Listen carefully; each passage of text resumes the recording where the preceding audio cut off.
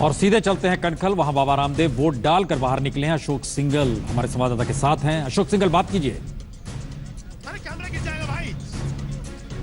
Hello, हाँ बात कीजिए। हाँ बहस कीजिए, बाबा बोल रहे हैं।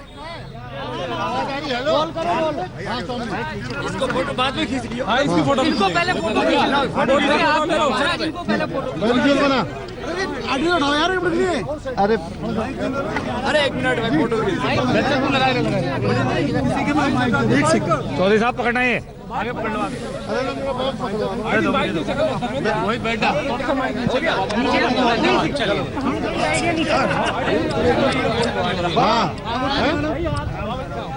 हाँ अशोक जी, बात कीजिए। उधर जा रहा हूँ। यो क्या हो रहा? नहीं नहीं, वो बाइट दे रहे हैं अभी।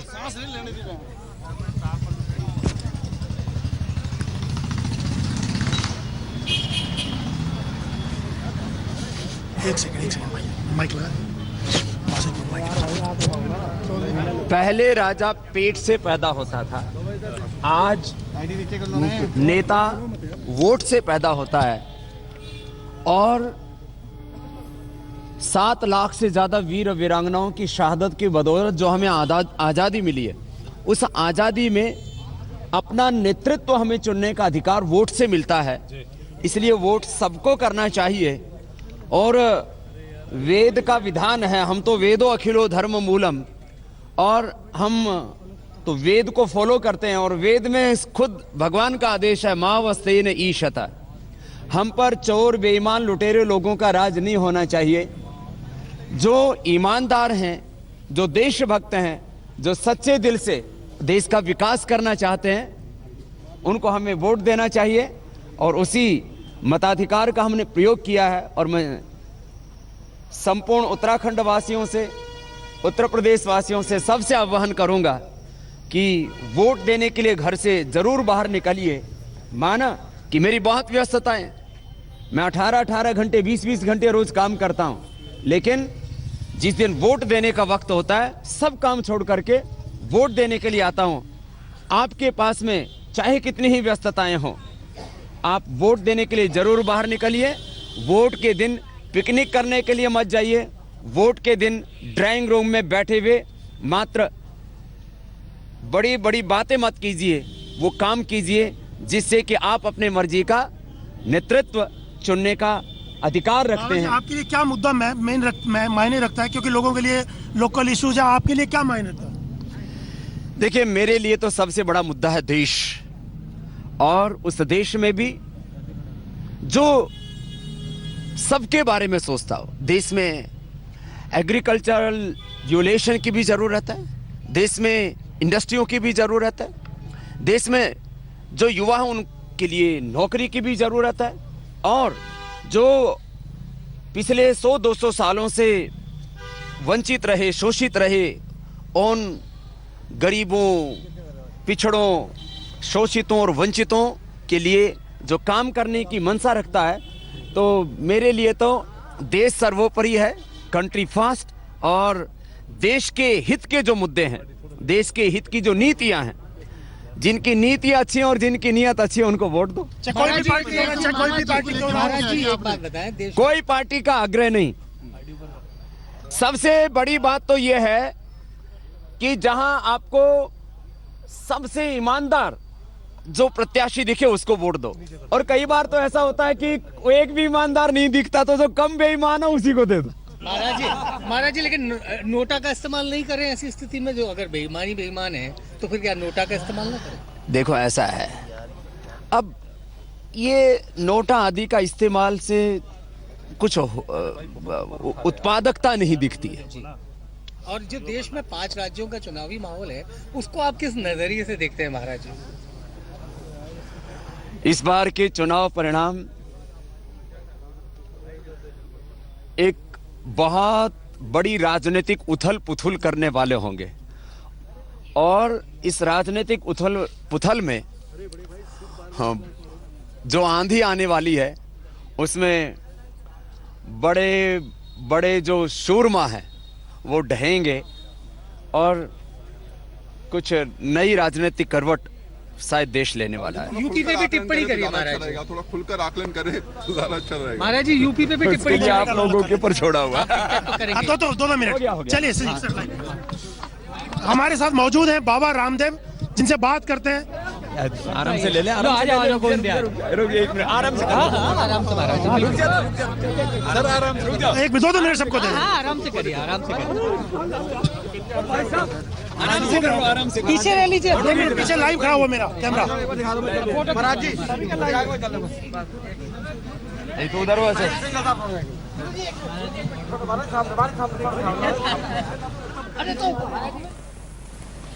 हमें लगता है दूसरे हिस्से में हम चले चलते हैं, जहां पर रामपुर में इस वक्त आजम खान साथ हैं, हमारे संवाददाता उनके साथ बैठे हुए। बालकृष्ण, जरा बात कीजिए उनसे।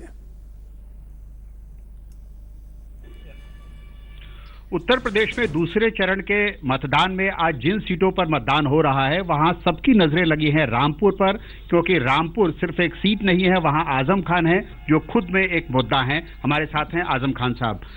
आजम साहब, ये बताइए कि रामपुर के बारे में कहा जाता है कि काम तो यहाँ बहुत हुआ, बहुत आपने काम कराया, लेकिन उत्तर प्रदेश के लोगों की शिकायत है कि इटावा के बाद सबसे ज्यादा पैसा आपने अपने शहर को दे दिया। नहीं, ऐसा नहीं है, सभी को मिला है, पैसा बहुत मिला है, सभी शहरों को, सभी नगर निकायों को मिला है।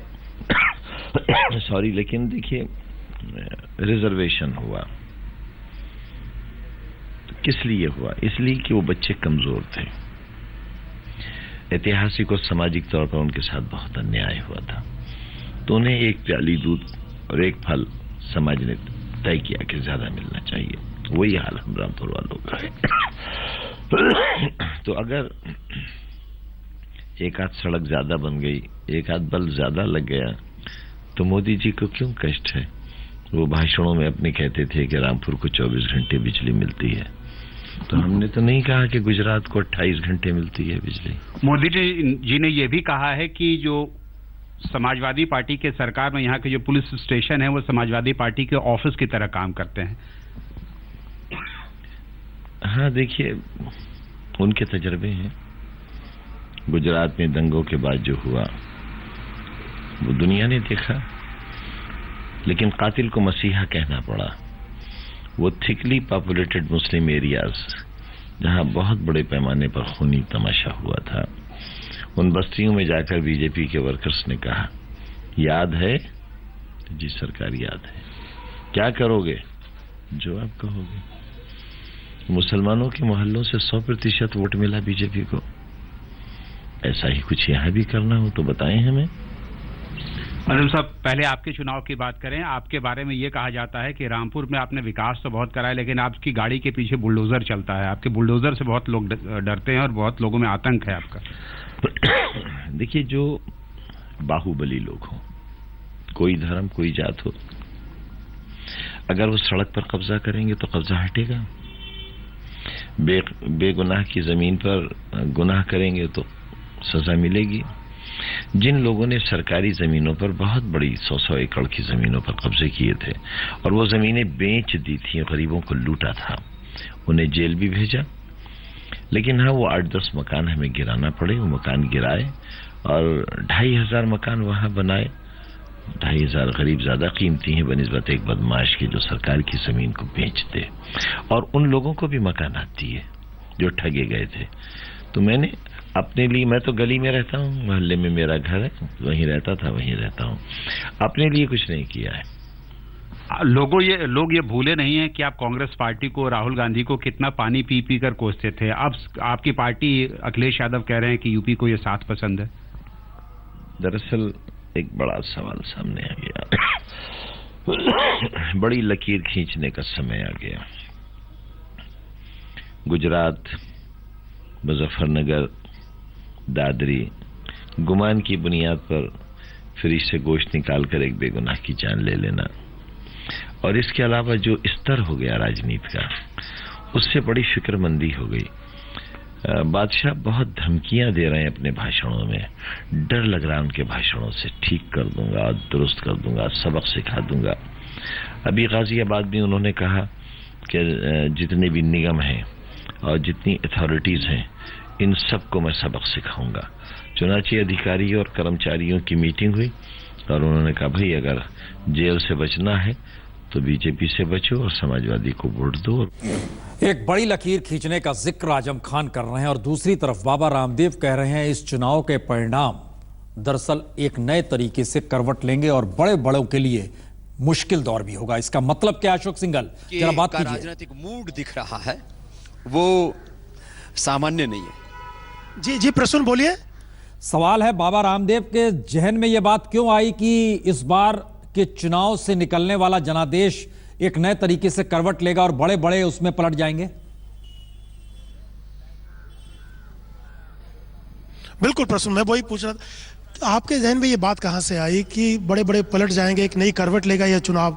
ऐसा क्या आपके मन में आया, क्यों आया और क्या आपका मैसेज तो दिख रहा है वो हमने बता दिया। ऐसे मतलब देखो, मैं ना तो किसी तंत्र मंत्र यंत्र ज्योतिष वास्तु शनि केतु राहु भूत प्रेत और किसी भी तरह के जो अलग अलग प्रकार के जो प्रिडिक्शंस होते हैं उसमें बिलीव नहीं रखता।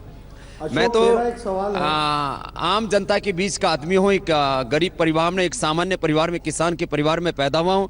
गांव से लेकर के और माने भारत से लेकर के इंडिया तक और इस पूरे दुनिया की चकाचौंध को मैंने देखा है। बड़ी खामोशी से लोग इस बार वोट कर रहे हैं और ये जितने भी एग्जिट पोल दिखाए जा रहे हैं, ओपिनियन पोल दिखाए जा रहे हैं, ये सारे के सारे ओपिनियन पोल मुझे नहीं लगता कि सही साबित होगी। नई करवट क्या है, मैं वही जानना चाहता हूँ। घुमा रहे हैं सवाल को। नई करवट, भूचाल की बात आप कर रहे हैं, क्या भूचाल, नई करवट, किस और इशारा कर रहे हैं आप? नहीं, मैं कोई इशारा नहीं कर रहा भैया। जो है मैंने कहा कि बड़ा जो है खामोशी से वोटर वोट कर रहा है और सबको घरों से बाहर निकलना चाहिए। 60 नहीं, मैं तो सोचता हूँ कि 80-90% तक वोटिंग होनी चाहिए। बाबा जी एक चीज बताइए आप कि नई राजनीति कोई नया परिदृश्य बनने वाला है, नई चीजें होने वाली हैं चुनाव में? ठीक है, बहुत बहुत धन्यवाद। और आज तक पूछना चाह रहे हैं बाबा रामदेव से, दर्शकों से मेरा आह्वान।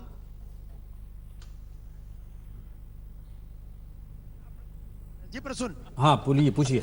अशोक, मेरा सवाल बाबा जी से यह है कि पिछले लोकसभा चुनाव में इन्होंने एक सर्टेन शख्सियत और सर्टेन पार्टी का साथ दिया था बदलाव के नाम पर। बाबा का रुझान अब कैसा है? अब भी वो बदलाव की बात कर रहे हैं, तो बदलाव का अर्थ क्या है? थोड़ा एक बार फिर से पूछिए उनसे।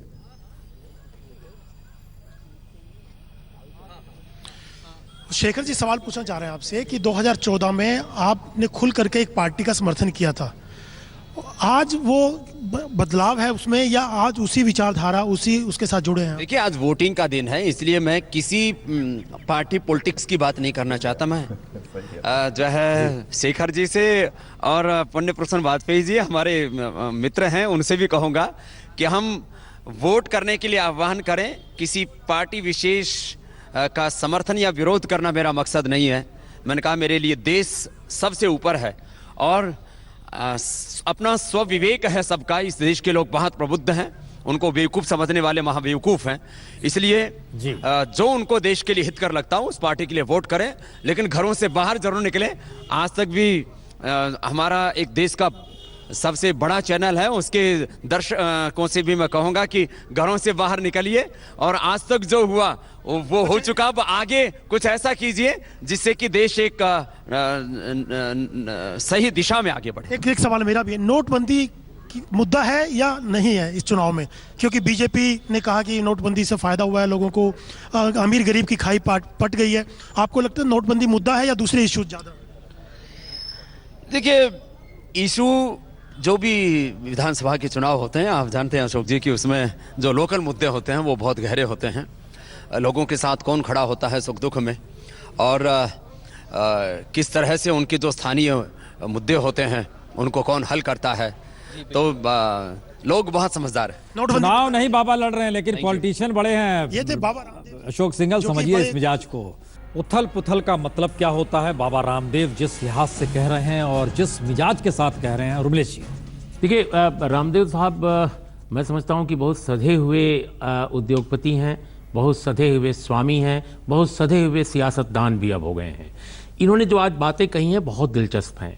ये 2014 के चुनाव में ऐसी बातें बिल्कुल नहीं कहा करते थे, बिल्कुल खुल के सांस्कृतिक राष्ट्रवाद, देशभक्ति, राष्ट्र, सबका साथ सबका विकास, सब कुछ कहते थे। लेकिन इस बार कह रहे हैं कि इस चुनाव में जो ईमानदार हों उनको वोट दीजिए।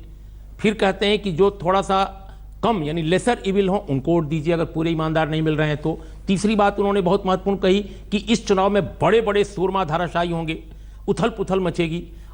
ये सारी बातें जो वो कह रहे हैं बिल्कुल ठोस संकेत है कि कहीं ना कहीं 2014 में जो उनका मिजाज था सियासी समीकरणों को देखने का, जो उनकी प्रतिबद्धताएं चुनावी थीं, क्यों आपको ऐसा लग रहा है? वो उसमें कहीं ना कहीं मेजर शिफ्ट मतलब है। अखिलेश यादव क्यों नहीं है? नहीं, सूरमा मतलब... बड़े बड़े सूरमा, तो सूरमा बड़े मतलब... बड़े सूरमा, विराट सूरमा। और देखिए अगर ये केवल अखिलेश की तरह मायावती की तरफ इशारा होता, मैं बता रहा हूं सर, एक सेकंड, मैं ये इसलिए कह रहा हूं, मैं ये नहीं कह रहा हूं कि किसके खिलाफ है किसके समर्थन में है, लेकिन वो एक बिल्कुल साफ बात है कि हिंदू राष्ट्रवाद, सांस्कृतिक राष्ट्रवाद की जो समर्थक शक्तियां हैं उनके समर्थन में खुल के नहीं बोल रहे हैं, जो उनका मिजाज रहा है बोलने का। ओके, तो एक बात इसमें मैं ऐड करना चाहता हूं। कुछ दिन पहले मैंने इंटरव्यू किया था, अशोक ने जो सवाल पूछा वही सवाल मैंने पूछा, नोटबंदी पर क्या डिजिटल में हूं तो कैमरा यूं कर दिया, तो बोले अच्छा इसी से होगा। मैंने कहा हाँ, तो वो शुरू हो गए और बड़ी घनघोर आलोचना की नोटबंदी की। उन्होंने कहा कि ये स्कैम हो गया है।